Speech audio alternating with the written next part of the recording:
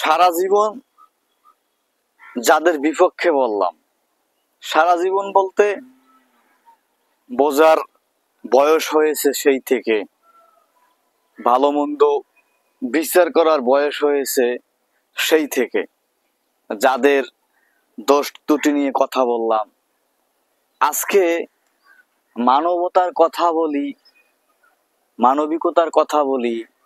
এই কথাগুলো বলতে গেলে সেই যাদের বিপক্ষে কথা বলতাম, আজ কেন জানি আমার সেই কথাগুলো তাদের পক্ষে গিয়ে দাঁড়ায়। জুলাই বিপ্লবে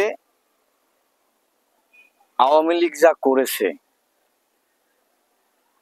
ব্যক্তি হিসেবে বা দল হিসেবে, সেটা যারা বাংলাদেশ সম্পর্কে সারা বিশ্বের যারা জানে, চেনে, বুঝে, তারা দেখেছে, মিডিয়ায় রেকর্ড রয়ে গেছে। কিন্তু তারপরেও অপরাধীর বিচার করতে গিয়ে আপনি তো অপরাধ করতে পারবেন না, তাহলে তো আপনি ইনসাফ কায়েম করতে পারলেন না। নরসিংদীর সাবেক মন্ত্রী নুরুল ইসলাম শিল্পমন্ত্রী ছিল,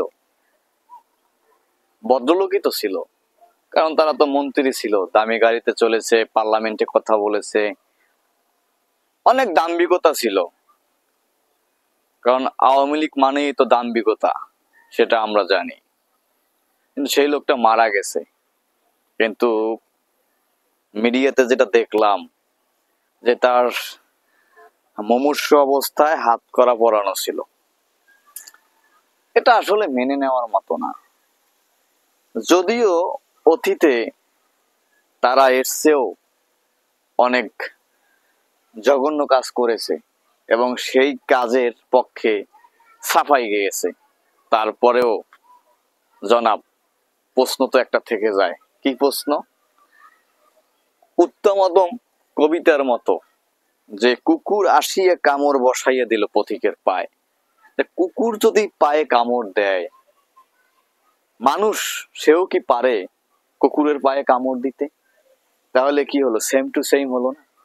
তো এখন আওয়ামী লীগ যেটা করেছে, আমাদের সময়ে যদি সেই কাজ হয়, তাহলে উত্তম আর অদমের মধ্যে পার্থক্য কোথায় রয়ে গেল? এজন্য বলবো, তাদের অপরাধের বিচার হোক,